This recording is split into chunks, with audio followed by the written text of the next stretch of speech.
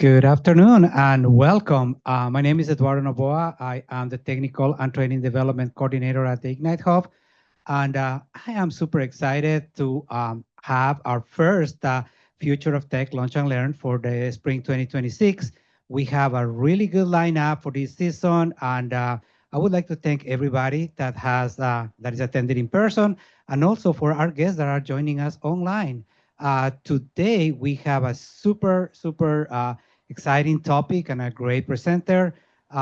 Just to remind everyone, this presentation is being recorded and it will be uploaded to the Ignite Hub's YouTube channel within 24 to 48 hours. Everybody that registered to this event, regardless of if they attended or not, will receive an email with the link to the recording and also a copy of the presentation. So without further ado, let me introduce our guest speaker today, which is Dr. Corey Stambach, and he is the director of the Capital of Quantum, where he is charged with growing Maryland's regional quantum ecosystem. Prior to this role, he was the chief of staff of the Physical Measurement Laboratory within the National Institute of Standards and Technologies, NIST, and a senior policy advisor for the National Quantum Coordination Office at the White House Office of Science and Technology Policy. In these roles, he led activities around workforce development, economic and national security, and industry engagement for quantum information science. Dr. Stambach has a PhD in physics, and his expertise spans precision measurement, microfabricated devices, and mass metrology. He's also an adjunct professor of physics here at Montgomery College, and I'm super excited. Please, let's welcome Dr. Corey Stambach. Thank you. We hearing okay? Excellent. Well, welcome everyone. I'm glad to be here to have a chance to. Good? Yeah. Welcome everyone. I'm glad to be here and have an opportunity to talk to people about a little bit about quantum. The talk I outlined today really is going to come in three parts. I want to just give you a flavor of what quantum is. What I mean by that is some of the words you may hear. We'll just talk about them for a little bit. And then I'm going to talk a little bit about some of the interesting things that come up when you have an emerging technology, which is still finding itself, and how that shows up in the news or how it shows up in a marketplace. And then I'm going to talk about how here in the state of Maryland, we're really leveraging decades of investment in quantum and how we're looking to grow out the ecosystem to position ourselves for the next 5, 10, 15 years, and sort of like, what is the next big thing, opportunity space? So, here it is, the Capital of Quantum. Let's go to the first slide. Excellent. So this is a real basic slide I like to start with, but I want to let's just get a little bit of a setting for what we're talking about. So what I'm going to be talking a lot today is quantum information science. I'll probably use the word quantum as a placeholder for that, but I really do mean quantum information science. And so what do I mean by that? Well, quantum information science is really taking two of the most revolutionary breakthrough technologies, if you will, of the 20th century. Quantum mechanics, which was a study of the physical properties of nature at the scale of atoms and subatomic particles, a field that gave us things like MRI, transistor, lasers, and a host of other technologies that have really changed the way we live our lives. And information theory, which was a study of the quantification, storage, and communication of information. That's the internet. How do we store data? How do we move data around, right? If you think about it, these two things really have changed the way we live our lives every day. And one other one I'll call it here is, GPS, right? That's a combination of quantum physics, atomic clocks in space, and the ability to move that information around through your phone. So quantum information science is this idea that if computers are based off of classical physics, if you will, and that's enabled a host of technologies. If you bring in the concept of quantum and base your computation, base your storage, transmission, manipulation, computation off of quantum physics instead, it will enable new ways of processing information and new ways to observe the universe, if you will. And so that's, at a high level, what we're really talking about today. Let's go to the next slide. So what I want to do now, though, is just toss out a couple words. And there's a host of things I could have talked about, if you will. We only have so much time, and it's an entire field that just celebrated its 100th anniversary this year. But let's just start with clicking on the video on the top left-hand corner, classical expectations for particles. And so we're going to talk about particle wave duality. Make sure you click at the top. There you go. So typically, if I were to think about shooting bullets or shooting balls through two slits, on the top left-hand corner, everyone would agree that's what you would think would happen, right? It would go, and they would just go through, and they would hit the wall right behind the slit. That's a classical expectation. Now, if I had a wave, think about a wave like light, what would I expect? And we can click on that one. And so I would expect something like that. And so what's happening there is you're getting constructive interference and deconstructive interference of those waves. And so now you have two things happening. You have what happens when you have particles and what happens when you have waves. What happened about 100 years ago as people were investigating these things, they found to an interesting case, which was you could send particles, which are seen in the bottom left-hand corner, and in certain cases, they would actually behave as if it was a wave.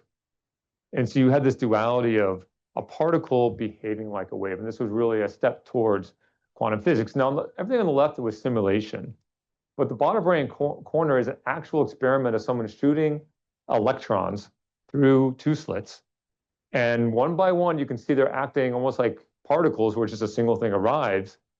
But as you accumulate, the result is the expectation you would have had if there were waves. So that you have this strange duality, this particle wave duality, if you will.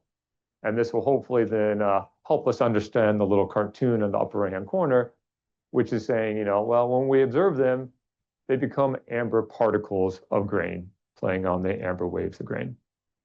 Next slide. Another concept people talk about a lot in physics is the idea of something called the uncertainty principle.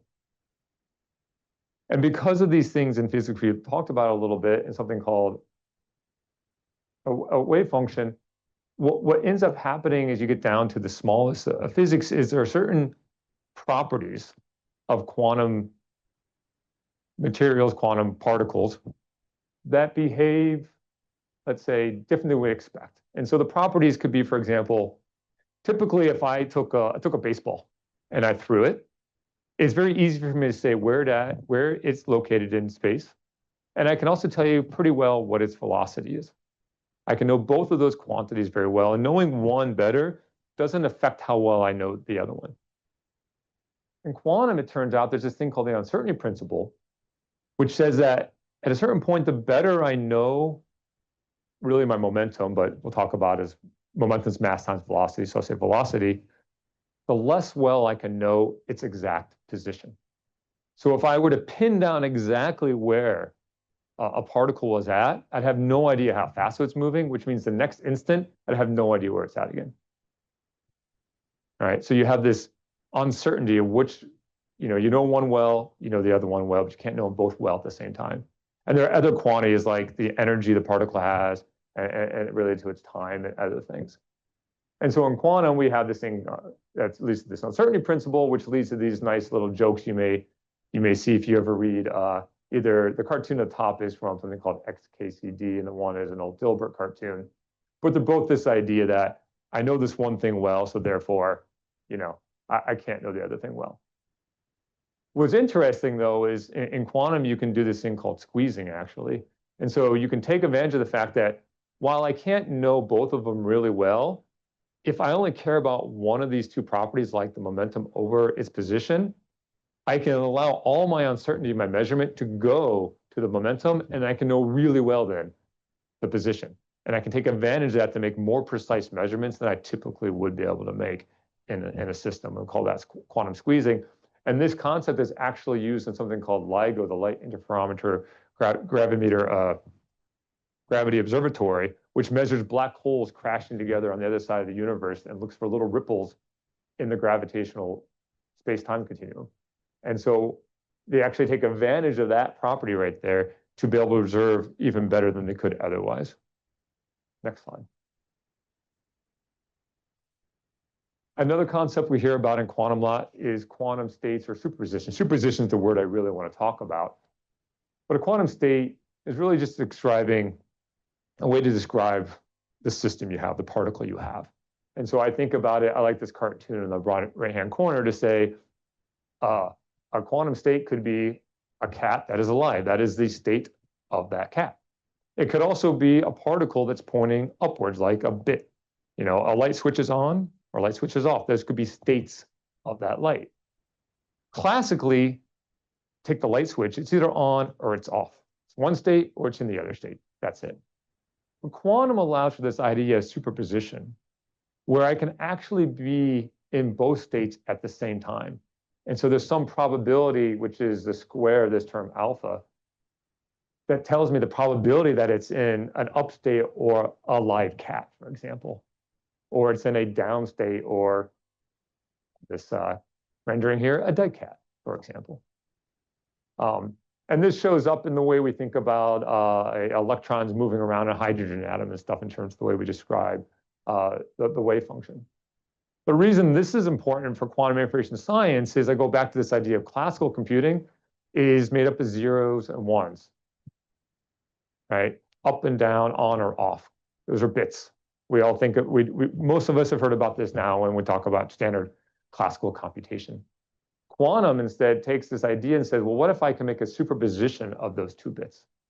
I'm going to call that a qubit, a quantum bit. And so now you can see that all that qubit is it's a wave function, a superposition of it being in the 0 state down or the up state 1. And so now I have a qubit, which is simply a superposition of two possible states. And that very fact enables a whole nother method of computation called quantum computing, which is able to tackle problems, certain types of problems that classical computers cannot tackle, either because they're not tractable on the classical computer or the time frame it would take to do it is not realistic. The next slide, please. The last term we're going to learn is a fun word called entanglement.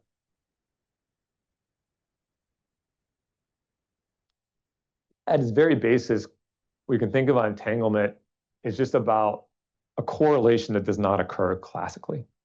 And the best way I want you to think about this is if I have a coin and I flip that coin, it's got some probability. It's going to either land heads or it's going to land tails. If I have a second coin next to it, the flipping of the first coin has no effect on the flipping of the second coin. It's still a 50-50 chance on that second coin. They're independent. They are uncorrelated events. In quantum, you're actually able to entangle particles. And when you entangle particles, whether they be atoms or photons of light, or whatever they may be, they actually create a correlation. So now if I have this entangled system, and then I flip the coins, say to flip one of them, the outcome will be dependent of the second one on the first one. So if the first one lands heads, depending on the entanglement I have, the second one will be heads as well. But you don't know that until the first one finishes. So it's not like I know I have heads and heads. It's I have this first one in a superposition of heads and tails. The second one is also, but they're entangled. So when I measure the first one, if I get a head, then I know I get a head on the other one. If I got a tail, I know I got a tail on the other one. Or it could be a head, tail, no matter what it is. That in and of itself may not be so interesting. But what makes it really interesting is when I entangle these two things, I can separate them by great distances. Distances that go beyond what could be communicated with light, for example. So I move them across the universe, and they're still entangled. When I make that measurement on the first one, it dictates what the other one will be. But they're now on the other side of the universe. They have no way to communicate, but it's because of the way they're entangled. They actually have a correlation between their outcomes. And this is a quite remarkable thing, but it enables, again, this quantum computation. That's the terms I want you to learn today, just because you may hear about them when you read of something, and I just wanted to bring some new ideas. Let's go to the next slide. So the other thing I think it's worth talking about are what's going on with these qubits I mentioned. And again, part of my goal here is just when you're hearing things in the news, you're reading things, you have some basis for what you're hearing about.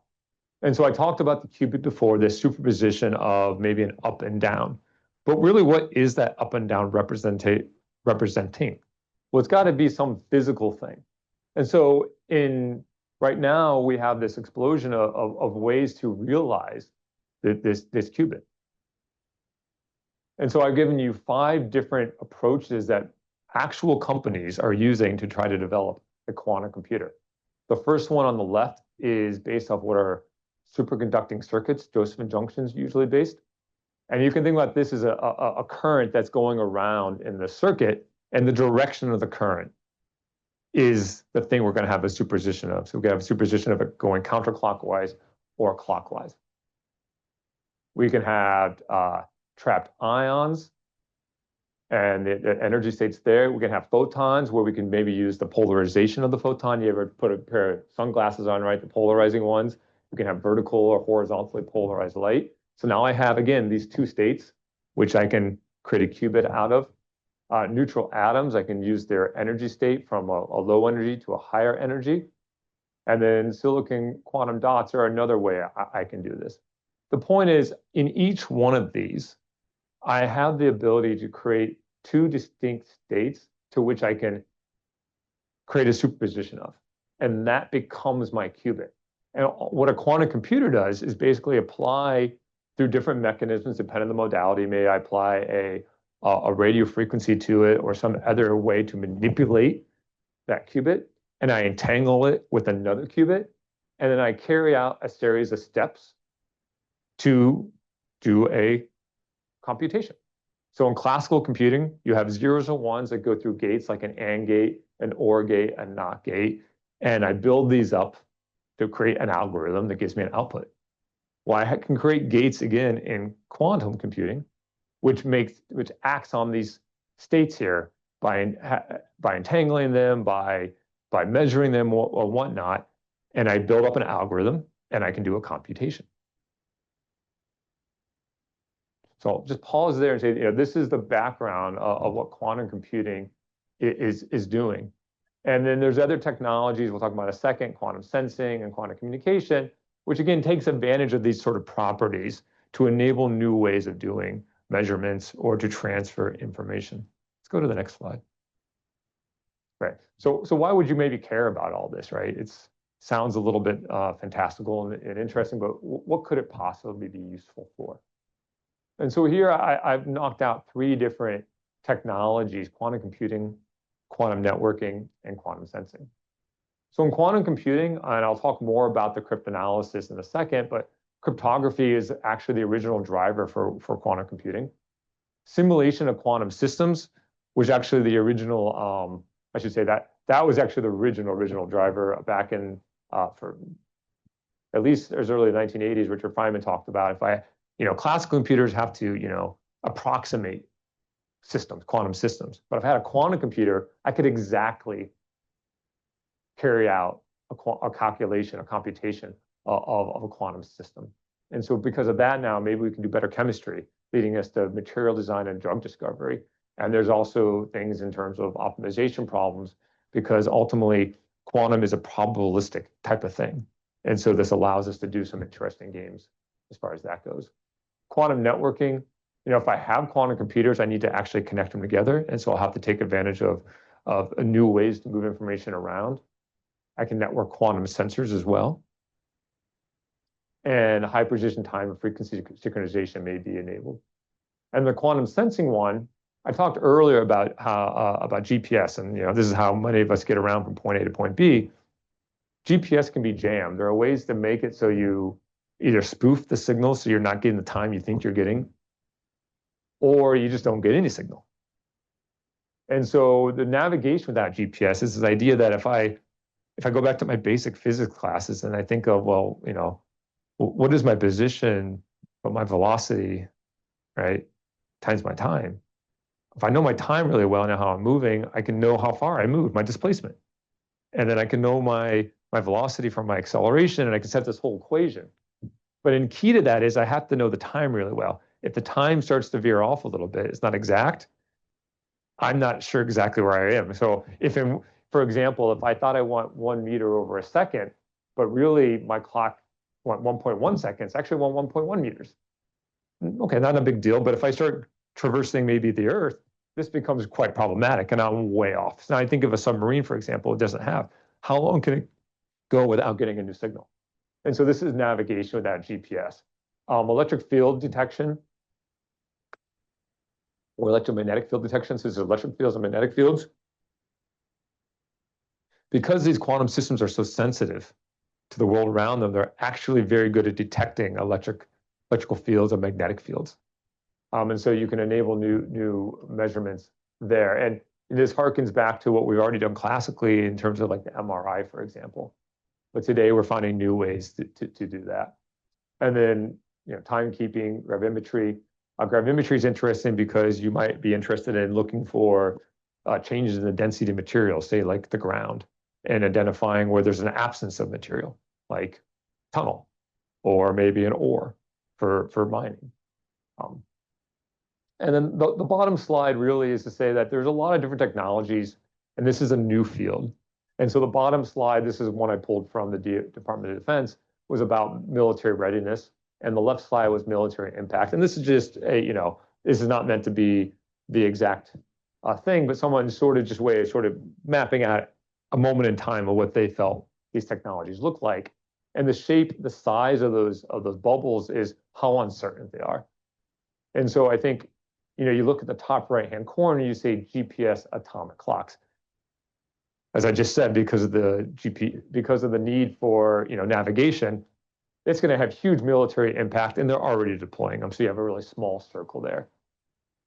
Where quantum computers are still being developed, so it's a little bit uncertain of where they were, and this is a couple of years old now. They were moved along, and then there's some uncertainty about just how big of an impact. I expect it to be big, but it could be existential, right? And so this is a way to interpret that graph.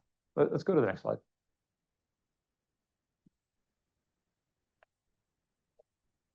So at this point, I've introduced you to some concepts and words underpinning quantum, and I've identified some possible applications. And now I want to call out that what you may not realize is, and this really grown up over the last 5 or 6 years, there's companies now that are developing these technologies, and it creates an entire supply chain from, on the left-hand side, people looking on what are the applications of a quantum computer? How can I actually use this new tool to do something interesting and useful? To companies making the QPUs, the quantum processing units, those different ways to realize a qubit. And there's a number of companies. And over time, this will dwindle down like you see in all markets. But right now, they're exploring what is the best way to do this. And then the hardware components. These are really the underlying supply chains from some of these technologies, like the superconducting qubits, need to be done at really low temperatures, 10 millikelvin, a hundredth of a Kelvin. This is, colder than if you are going out into outer space, this is orders of magnitude colder than that. And so those companies are making really cold refrigerators. We talked to someone earlier about lasers, and many of these things, the trapped ions and the neutral atoms, these are manipulated by laser beams. So there's companies that have already been in this build of making lasers and now focusing on that, and then on a host of other companies. So I say that there is a lot of commercial activity out there with a lot of the hardware components, and then people trying to develop the technologies and people trying to look for applications that'll drive economic activities. Let's go to the next slide. And so furthering this business case, these two surveys, and these are both surveys on the left, and you can find a bunch of different surveys that vary by hundreds of millions of dollars, if not more. But these are basically surveys that have gone out to different commercial entities and asked them, what do you see the market looking like? And sort of adding up what people say. And what's interesting on the left-hand side is they've sort of repeated this almost every year, and they get reliable results back. Now, again, these are people's predictions are based on what they feel is going to be happening in a market.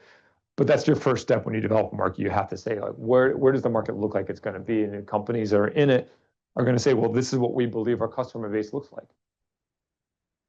And so you see markets here of, in the billions of dollars just in the next couple of years, and I'm not projecting out beyond that because it really depends on where we go. But you can think about, so one of the areas that quantum computing is hoped to be useful is something called nitrogen fixation, which is this idea of how do you make fertilizer and how do you do it more efficiently. So that would be a huge impact if that came to be an area that's impactful. Now, I will say though, technology is always evolving, right? And so we, since this, we've seen this movement. You see 2019, 2020. What happened in 2023, right? ChatGPT comes out, AI comes out, right? And so how does that disrupt this line? And then there was a paper just out a couple of weeks ago around that nitrogen question about maybe you can actually do this on a HPC and answer the question well enough.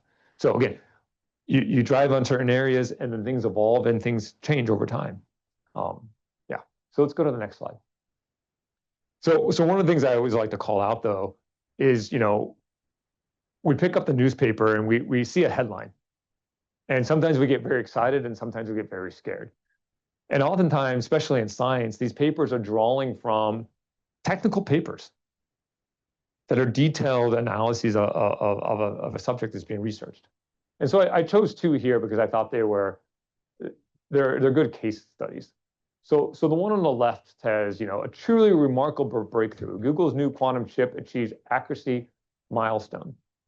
That's the news headline. The paper says quantum error correction below the surface code threshold.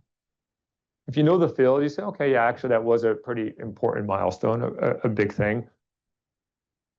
But then if you look at the end of the paper and the conclusions, it says, even so, many challenges remain ahead of us. Although we might, in principle, achieve low logical error rates by scaling up our current processors, it would be very resource intensive in practice. So they're saying this is still going to be really hard to do. But the headline is breakthrough, and I'll show in a minute what effect that had. On the right-hand side, Microsoft claims quantum computing breakthrough. Some physicists still skeptical. The paper itself, interferometric single-shot parity measurements in a hybrid device, right? Not even, almost you can't connect it to that. Well, people got really excited and physicists where there's a lot of argument about this paper. Did they create this Majorana particle? Did they create this new topological qubit, which is really a really interesting way to do quantum computation? If you read the paper, it says, in our conclusion, our findings represent substantial progress towards the realization of topological qubit based on this operation approach, right? So the headline was, Microsoft has created blank. The paper says we made tremendous progress towards doing that thing. Very far apart. And so I go back to the one on the left because you'll see this paper is published on, was it December 9th, 2024? Click the next slide. What happened on the day? There's not many publicly traded stocks at the time, but all four of them shot up. But again, go back to the details. It says our current methods probably aren't good, are not practical. We're not people respond to a headline, and you have to actually still take a look and see what the paper says. So let's go next slide, please. So I do want to spend a minute on what is the one known and the main application for a quantum computer that really is expected to be a disruptor. And it has to do with something called encryption. So I'm going to take a couple minutes at a very high level just to talk a little bit about encryption. All right. We use this, hopefully, we use this every day to secure our emails. When we visit a website, it secures our transactions, right? For, ages, people have used encryption to send messages, whether it's in wartime or whether or not, right? This has really been an important thing. Broadly speaking, there are two approaches to encryption. The one on the left is called symmetric key. And the idea here is you both have the same key. It's the way to lock it and unlock it. So I think of padlock as sort of like that. We can all lock it, and only one code is going to unlock it. There's nothing special here. And in practice, in the end, everything we encrypt ultimately gets encrypted through symmetric key. All right. Extremely hard to break that. you basically have to just guess what my key is. There's no thing it's based on. You just get the best what it's based on. On the right-hand side was something that came around, I think it was in the 70s, and really revolutionized the way we do information technology and enabled the modern IT era. And this is what I'll call asymmetric or public key cryptography. And so the idea here is, and I think this picture really does a good job of it, is that I have a public key that I give to everybody. Think about that as the slot in the mailbox. Anybody can drop my envelope into the mailbox. I have the private key. Only I can unlock it. Only I can see that message. I can actually reverse this process and use my private key to sign something. Only I can put my signature on it, but everyone else can unlock it to see I signed it. This is extremely critical because this is how you can trust the software updates you get. How do you know that the person who's doing this actually is the company that did that, right? And there's been cases where people have infiltrated and put themselves in these supply chains for software and disrupted the supply chain of software. And that's oftentimes one of the main ways things end up getting exploited. And so this asymmetric key using either direction has really, again, enabled the last 30, 40 years of the IT revolution. Hit the next slide. And so it's a reminder, public key cryptography is used in all of our digital systems. It underpins security protocols to civilian and military communications. Just everything. We base our society off of this. And then I just use an example here. When you log on a website, I can remember when that lock was not always there, when everyone wasn't using HTTPS for a long time, and there was a lot of push to get companies to actually do that. But if you go to the next slide, what happened in 1994 was a lonely mathematician, Peter Shor, put out a paper that just sent ripples, particularly through the defense and intelligence communities. He put out an algorithm that showed if you were to use the concept of quantum computing, you could develop an algorithm that could break the type of encryption of which public key cryptography was based on in significantly faster time than you could do through brute force methods. And when I say significantly, I mean age of the universe versus a couple of days. That's what I mean by significant. And you can imagine if you're an organization that carries a lot of secrets, keeping secrets for a long, long time, that's a huge deal, right? And so this paper actually ends up leading to a lot more focus on understanding what are quantum computers even possible. So a lot of the 90s is starting to ask that question. Could you even really do this? Because people have been talking about it before that for a while, but it was more just a fun theoretical idea. Oh, this thing we could do. But this is like, well, if we did it, this would be existential. So we need to really find out if it can be done. You get to the 2000s, people are like, well, maybe we can do it. And you start messing with engineering. 2010s, it's like, oh, actually, we can engineer these qubits and we can do 1 or 2 qubits. Can we actually scale it? And now we're in this age where yes, yes, and yes. And now can we build a system large enough, a fault-tolerant quantum computer, that can actually run something like Shor's algorithm, or hopefully do other more useful things like drug discovery, new materials, or something we haven't even thought of yet, right? We go back to classical computing. What we use it today was not what it was used before, right? Traditionally, what was classical computing used? It was used to replace individuals doing hand computations to just do this on a computer, right? That was like what it was for adding and subtracting and doing trigonometry, right? And so that really pushed us. This is what the next slide is, right? And so you may ask, well, how concerned should I be, right? There's this algorithm out there that can break all my encryption potentially. And you just said there's computers are being built that could run that algorithm at some point to do that. And so there's a lot of uncertainty in this. So this should not be taken as as a gospel, but this is just to give you a sense, right?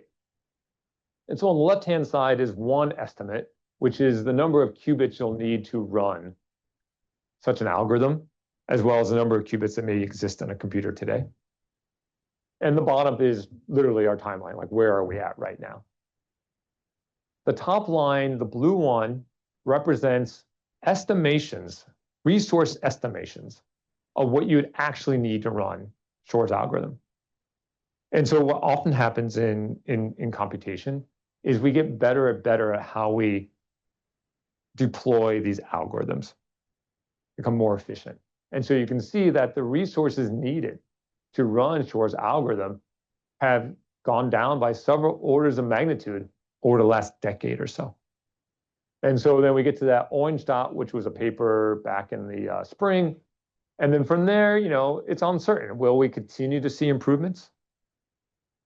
And how, we don't know. We don't know how that'll look like. Will we get a step change where it's just a big drop off? Or will it continue to just move at that rate? On the bottom is looking at, and again, this is a little bit old, but looking at how many qubits does a computer today, quantum computer today have?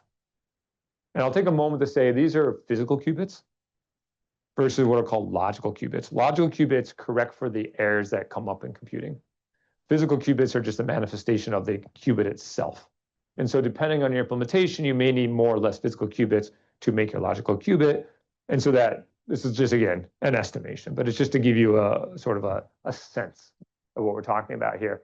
And we can see that we're starting to approach, for some modalities, even in the order of 1,000 or more qubits. Those 1,000 and 10,000 would be ones based off of neutral atoms. And then there's, a big question, where does that go from there? You can look at some roadmaps for companies that have this much higher and much sooner.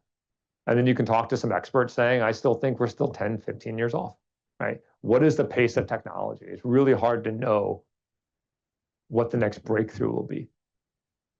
But I can say that there is a lot of energy and a lot of activity around pushing this forward. Now, I still have to say, okay, this would tell me that maybe I should start to get concerned in the next decade or so.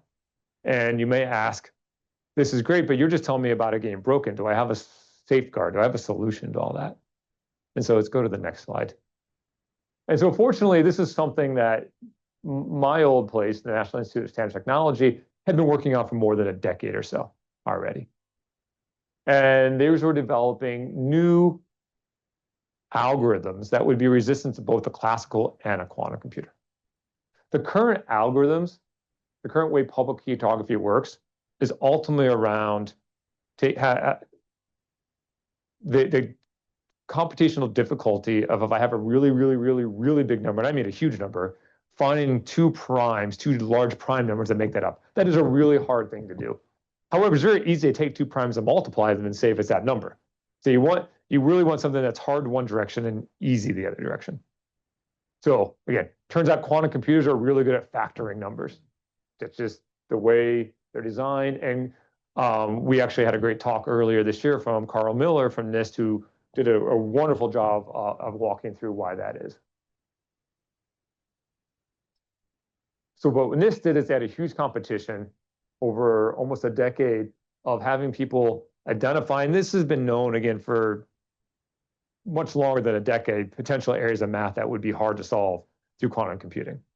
And so they developed these new algorithms, and then just last year put out new standards, and now it's going through an international process to be taken up as international standards, and already companies are deploying these standards in their encryption protocols. And so you can go into your browser, and if you mess around a little bit and go to security settings, you can actually find a little line that's pretty much saying like when this is happening. I think at this point, the Chrome browsers have all deployed it, or it's within the next couple of months. So this is already happening, but it still takes a long time. The last time we moved from one encryption approach to another, it took more than a decade, and you can still find legacy systems that are using the old stuff. So one has to start these things now. You can't wait until after, the cat's out of the bag, as they say. Let's go to the next slide. And so now I'm going to turn a little bit more to the policy and then talk and end with a little discussion about what we're doing here in Maryland. So back in 2018, something called the National Quantum Initiative Act was passed by Congress and signed into law. And this was really about driving forward on these quantum technologies. And this sort of coincides if you were to go back to the graph, you don't have to, but back to the graph a couple of slides ago, where we were at a couple of qubits around 2018, 19. We were just starting to get that commercialization going. And so this was saying we need to start investing to really drive this technology. And around that time, you'll actually see a plethora of other countries doing similar things. And so you start getting geopolitics coming and driving this type of investments. And so the graph on the right is just sort of highlighting federal research investments. And you can see from the time the National Quantum Innovation Act started until just last year, it more than doubles the investments into the three primary agencies, NIST, the Department of Energy, and the National Science Foundation, along with the Department of Defense. But what this ends up spurring, let's go to the next slide, is now you have this thing, we have a national initiative. And you have this emerging tech that still no one really owns yet. There's no place, it's still being developed out. And so now you have states looking at their economic development and saying, how can I have a piece of this potential future, right? They're placing bets on multiple different futures. And so this is placing a bet on one of them. And maybe you place it here, maybe you place it somewhere else, but this is what you need to do in any type of economic development. And so here I just highlight, and this is not exhaustive in any way, but just a number of different activities going on across the country. I will draw your eyes to two in particular, which is what I'm going to talk about here in Maryland and the one in Colorado. And you may ask, why is there this quantum development activity going on there? And in both cases, the National Institute of Nanotechnology has laboratories there. And because of the work in primarily atomic clocks, but a number of other areas of precision measurement, quantum really sets the bar for what you can do in measurement. You see commercial activity, startups coming around that, driving that sort of knowledge space. And then the other places, you'll probably find Department of Energy labs or some other kind of activities. Again, places that just historically had activities going on. Let's go to the next slide. So what I want to talk about then in the remaining slides is say, what is the state of Maryland doing right now? So last year, Governor Moore announced the Capital Quantum Initiative. This is a 5-year focused effort from the state. And they're really focusing on multiple, what they're calling lighthouse industries. And this is one of them. This is a part of one of them, which is quantum activity. And it's really about taking and investing state dollars, looking for private matching and private investments, and building up the ecosystem. And we're really focused on 3 areas: knowledge and talent generation. So there's efforts on the way to recruit top academics to in particular, I'll talk about why in a second, University of Maryland, but the region. Innovation and commercialization, how do we grow both startup activities, but how do we track some of the ongoing quantum activities that are already existing? And then building out sort of the infrastructure and integration, right? Do we need to invest in new facilities? And how do we pull this together holistically to try to, as they say, row the boat together to our advantage? Because that is what is happening at other regions, both the US, but across the world. I can name a number of places that are doing similar activities. Go to the next slide. All right, so why call it the capital of quantum? So, well, I think we're all from the region, so this map shouldn't be too hard to remember. Let's hit the next one. And so here I put up not an exhaustive list of a number of universities and other academic institutions that have something going on with quantum. And again, there are many that I don't have under here. I know there's stuff at the Naval Academy and Bowie State and other places, but just highlighting a couple. And so when we talk about, and this I'll say, we've really focused around the University of Maryland because, as you can see, they have historically been investing in quantum. They have a number of quantum centers. And so when I look at University of Maryland, it's really the flagship quantum institution for the region, not just the state, but the region. But there are a lot of activities around that. Look at the next one. Again, why the capital of quantum? This is where we have, all the federal agencies are at. And I can talk about different ideas and different activities, both from the funding standpoint, but also the potential use case standpoint for all of these federal agencies around there. Go to the next slide. Maryland's also has two what are called university-affiliated research centers. These are DoD-sponsored centers that focus on different activities. We have the Johns Hopkins Applied Physics Laboratory, and then at the University of Maryland, we have the Applied Research Laboratory for Intelligence and Security. And then let's go to the final one. And we do have quantum activities already underway here, right?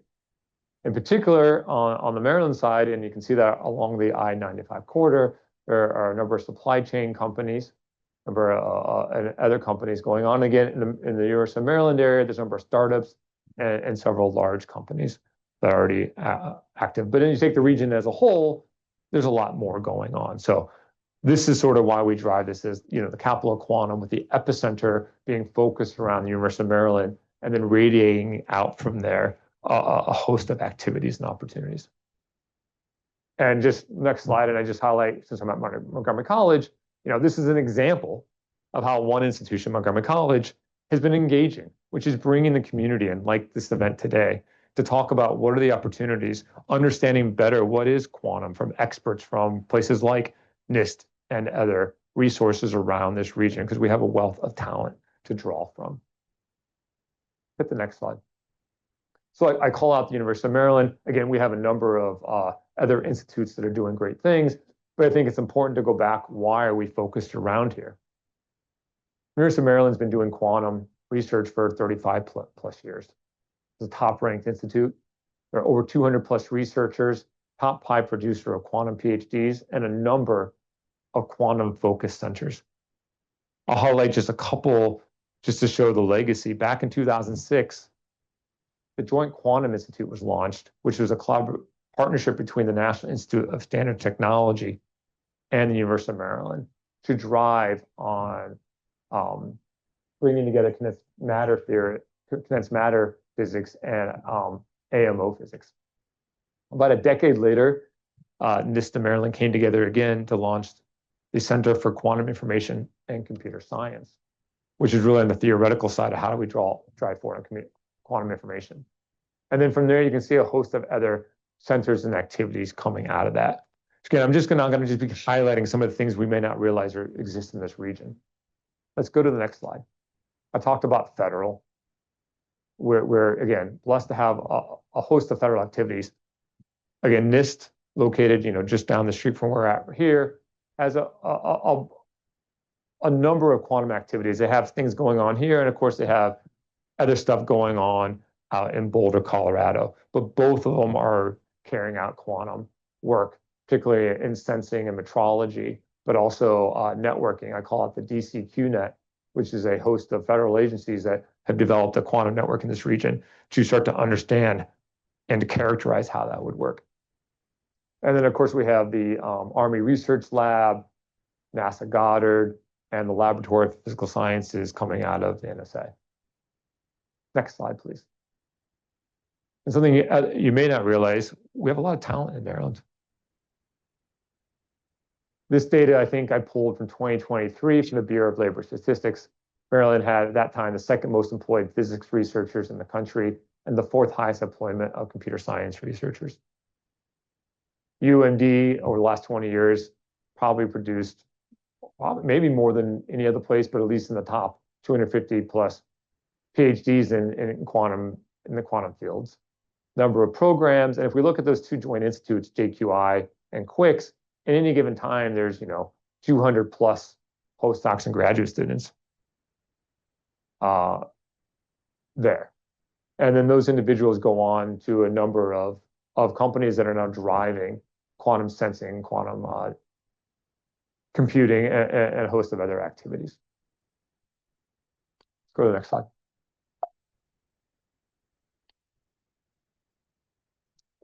So it's important to have, it's great to have the research and development, but one has to actually see that develop into something. And so I mentioned that Joint Quantum Institute that was established in 2006. A partnership like that's important because it draws in talent. It draws in an individual, Chris Monroe, who at the time was at Michigan, but actually had done his postdoc work in the early 90s in this Boulder with the to-be Nobel Prize winner Dave Weiland. In fact, they did the first quantum logic gate within months a Peter Schwartz paper coming out because they already had the quantum system built. They're actually doing things in clocks. But that work they're doing is an ion trapping, which would lead to both a company out in Colorado called Quantinuum, but Chris Monroe goes to Michigan, comes to Joint Quantum Institute here. A decade later, spins out IonQ, another company working on ion trap-based quantum computing. And today, that company went public a couple of years ago, and its headquarters is located now just in what's called the Discovery District, which is right across Baltimore Avenue from the University of Maryland. Let's go to the next slide.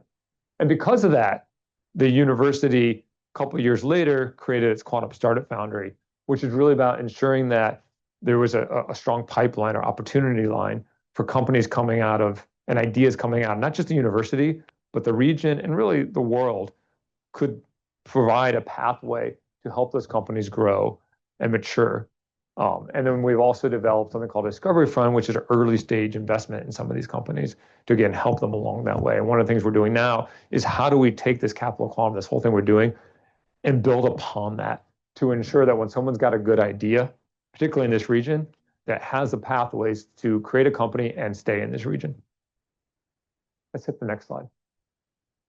I talked a lot earlier about, what is the utility of quantum computer, and I talked about potential applications, and then I really spent a little bit of time highlighting the primary one, which is this breaking of encryption, Peter Shor's algorithm. But there's a lot of work still to go on to understand the real utility of quantum computing and quantum technologies. So one of the things the university launched several years ago was the Q Lab. It started as a partnership with IonQ to provide resource time. And it's grown. We now have this gentleman, Norbert Linke, who's running that. And it's growing now to bring in other modalities to really help it connect potential users, starting first on the academic side, but also potentially industry users, to resources and help them understand what it can do and what it cannot do. So again, this is really critical as we move into this next phase, is understanding and identifying the impact and where it will have economic use. Let's hit the next slide. And so I do want to spend a minute and talk about, so I talked about how, the state initiative will really focus around the University of Maryland and the Discovery District in particular, because it's important when you have a nascent technology, you want to make sure you have that concentration. As that concentration grows, you can start to expand from around that. And so one of the things that's really going to help, and for those in Maryland, we hear this a lot, but it is coming. The Purple Line is and it's on its way, right? And we're expecting, I think, in the next 18 months or so for that to really be running. And one of the things that it's going to do, and it's going to really enable, is it's going to go through the university into our Discovery District, which is that bottom right-hand corner where the yellow is at. And the university affiliates will be able to move within there on a fare-free zone, which will really bring together and help supercharge that innovation connected with the industry. We really want to enable university and industry partnerships to drive the development of technology. Let's hit the next slide. And so what's coming online is we have, there's a new building universities coming online soon that will have quantum labs. There's a new graduate housing, affordable graduate housing, which will have a quantum cohort. IonQ is looking to break ground on a new headquarters by the end of the year for them. And then we are going to be breaking ground in about a month and a half on a new building for our Pride Research Lab for Intelligence Security, which has quantum, as I'll mention on the next slide. And then the bottom left-hand corner, we have this building here where we've been retrofitting to bring in new companies to allow them to drive on the technology. I'll talk more about that in a second. But I talked earlier about this idea of infrastructure. And so the things you need to build out a successful community is you need access to talent. You need infrastructure. And I was talking to a company the other day, you also need a place where people want to live. And so you need bike paths, you need metro and transit, you need restaurants, you need housing, right? You need all these things to come together. And right now there's been a big investment to create that sort of starting point there. And as the companies build, we can build out. Go to the next slide. And so go to the industry partnerships. I mentioned already this partnership we have with IonQ. In last fall, Microsoft announced that they're going to be building out a partnership lab within the Capital Quantum at that building I just showed you. So we're building out a huge facility for them where they'll build carry out research, but also partner with the community, whether it's other companies or with academics and universities, to drive not just sort of the base technology, but how do we scale up as quantum computers? And so the question is, what next? And we have a number of other companies that will be coming, being announced shortly, that are joining us in this venture. And then I always have on the left-hand side, the state has a number of incentives as I'm talking to companies of opportunities to help support this activity. Let's go to the final slide here. And so one of the unique things we have in this area is national security, right? This is something that defines us separately, that with the host of the federal government. And so unique assets of those UARCs that I mentioned, both the Applied Physics Lab at Johns Hopkins, but our Applied Research Laboratory for Intelligence Security. So what the state of Maryland did last March was they made an MOA with DARPA. So DARPA has this program called the Quantum Benchmarking Initiative. And the idea of this program, as we go back to that quantum computer, is that ask a fundamental question and answer it, hopefully. When will a quantum computer, fault-tolerant quantum computer, be ready? And they actually put a data out that says, and they're actually working with companies and getting in these companies and asking, like stress testing them, and say, does your roadmap line up, and when will it actually reach this sort of capabilities? And so with that MOA, we have activities going on through our test and evaluation out of ARLIS and APL. Our Capital Quantum is engaging with these quantum companies and providing opportunities for them to locate some of their activities here. And so with that, ARLIS launched its Maryland Institute for Quantum Applications. So I start understanding what are the applications of quantum technologies for their sponsors in the Department of Defense. One last slide. And so sort of pulling it all together, really, right? We're building a new future here, right? And we're calling it the Capital Quantum. And we have already, a number of partners and activities going on, and this will be growing out as we continue to build on our activities. Again, this initiative was launched last January. The state budget kicked in July. So now we're just getting started. And you would have saw some announcements recently about the proposed budget for this next year, which allows us to build upon the momentum we have. And we're looking towards September, when there'll be a major event, the Quantum World Congress, being hosted at what's called a hotel at College Park. And it's going to be bringing companies from not just the US, but from around the world together for a major conference, and all have time to highlight all the things we're doing and where we're looking to go. And so with that, I will stop, and happy to answer questions. Thank you so much. Let's give it up for Dr. Stambok for a great presentation.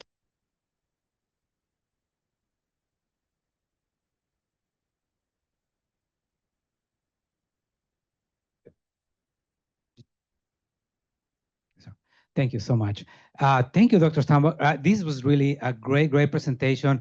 I've been trying to get somebody to talk about quantum for a while here. Obviously, there's a lot of interest, and thank you for explaining not only the technology and the science behind it, but the applications and what is happening here in the area. I was quite surprised to see how much is going on. And so we have a lot of people here. We have community members, we have staff members, and we had a lot of presence as well online. So thank you so much, Dr. Stambok. A couple of things. Once again, thank you to all of you for attending this presentation. On behalf of the Ignite Hub team, Kimberly Block-Rincon, our director, Anthony Fiora, our lab coordinator, and myself, we thank you for being here, for taking the time on your busy day to share it with us. And thank you again, Dr. Stambok. As a little token of our appreciation, we would like to present you. It's just like some Ignite Hub swag.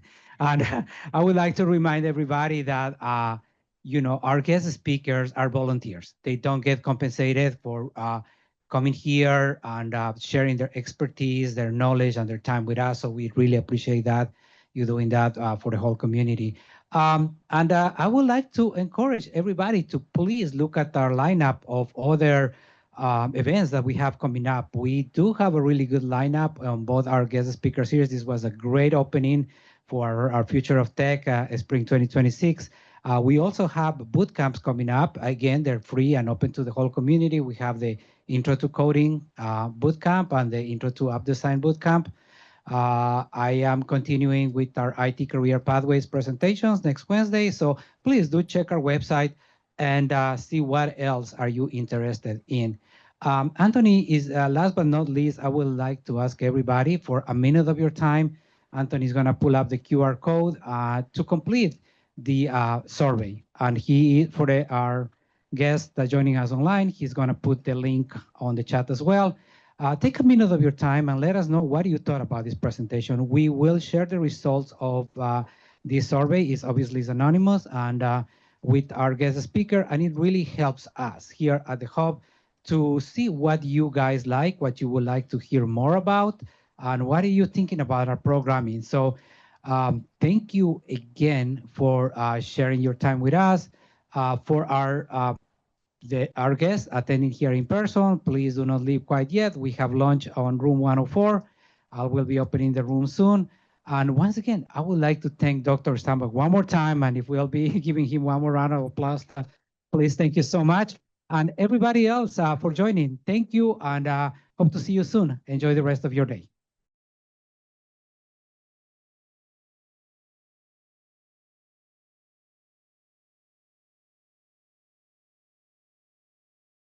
When I was downtown, I had the opportunity to spend a lot of time on workforce and education thinking about this.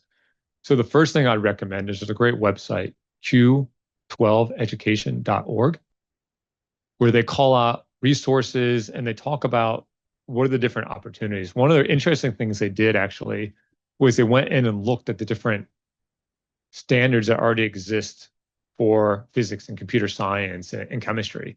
And instead of saying, let's take this new concept, because there's many new things, data science, AI, quantum, and put it in the classroom, instead they reversed the question and said, let's look at what exists and says, where is it already showing up?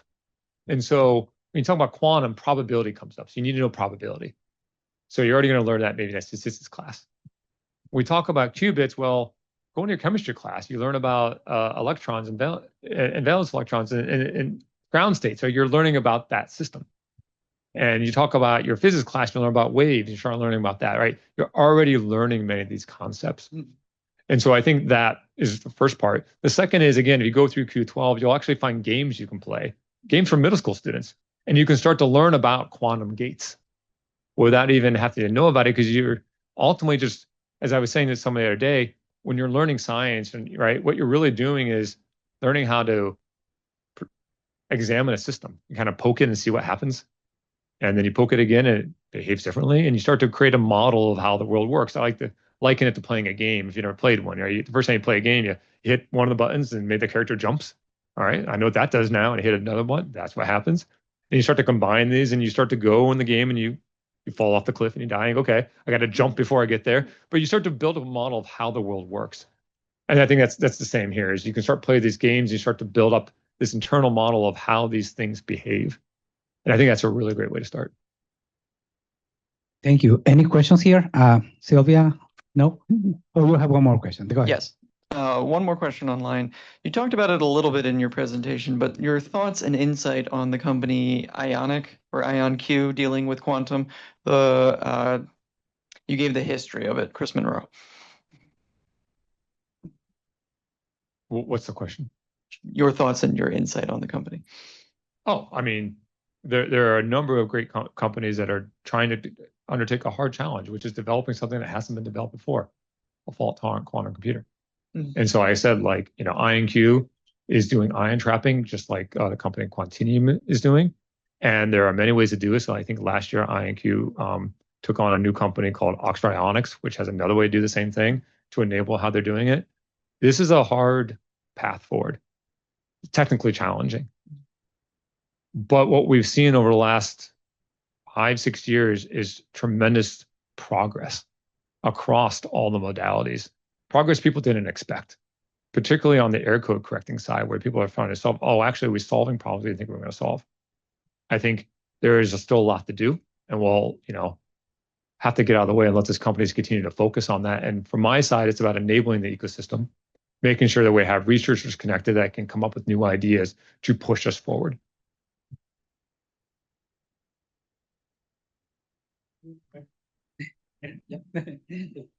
Thank you. Great presentation. So there's an expression in cybersecurity that say all paths lead to cybersecurity. So I would like to ask, do all paths lead to quantum? And if so, what would be the best way to embed quantum into our programs in general?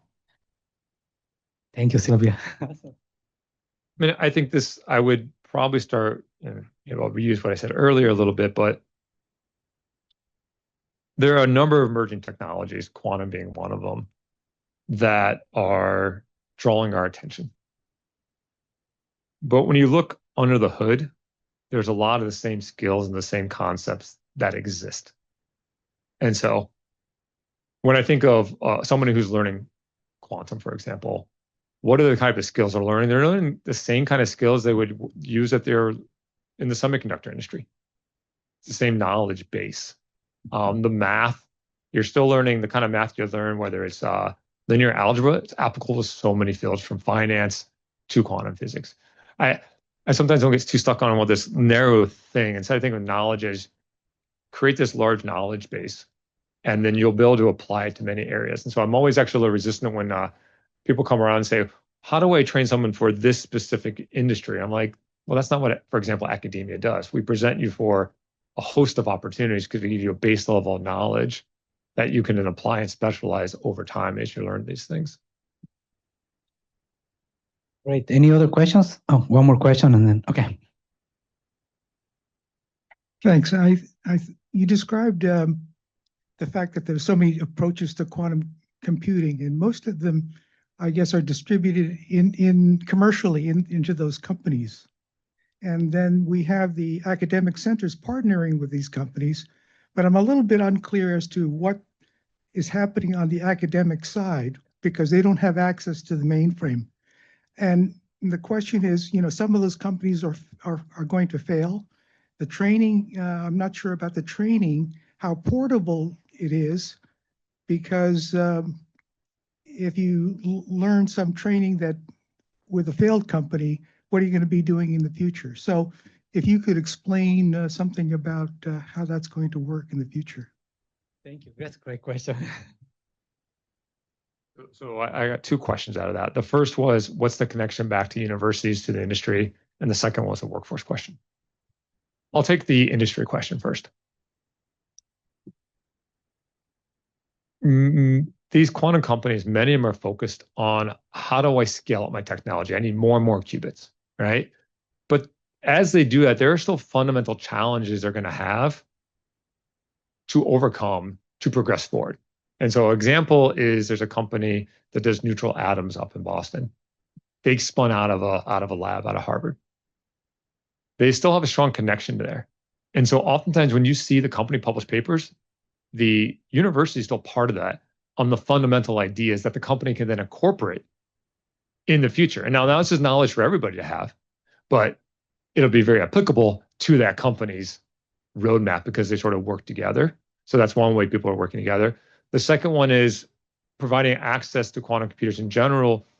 While you may, and I do agree with your point, learn a specific, let's say, programming language that may not port over to a different one, though many companies are trying to make more universal approaches. And just like high performance computing, you can actually go on like AWS and some of those other places and choose which system you're going to run and just use their code to do it. It might not be optimized for that, but it gets you there. At this point, you're really learning how do I interact with these systems. On the workforce side, there are two questions to answer with them. There's the question of what does computer science look like in the age of AI? I'm not going to address that one, so I'll ignore that. But this is a major part. The second one is if I learn and understand quantum logic gate, if I understand how to develop a quantum algorithm, I can do all the same things on a classical system now. Like they're not so different that my knowledge here will not be all usable here. In fact, I'll probably even be better here because now I have this more exotic, newer way of doing it. And I'm still ultimately programming in some language anyways, some high-level language to get myself to the actual quantum algorithms. That's an example. Another example is on the hardware side, right? Ultimately, what many of these companies are doing, yes, there are different modalities, but they're trying to figure out, how do I manipulate a very fragile system, a quantum system, whether it's a photon, an electron, a superconducting circuit, no matter what that is. This requires immense capabilities in how do you do precision measurement, precision metrology? How do you control systems, right? How do you do all these things? You're now doing it at the highest level. If you can do it there, now you can just reduce one back. Everything else should be open to you, right? So I don't actually see it as narrowing. I see it as, if you go down these routes, they're just opening up and you have these capabilities. And so what a lot of companies are doing is hiring systems engineers now and teaching them a little bit of quantum, because they really want the systems engineering capabilities more than the quantum capabilities.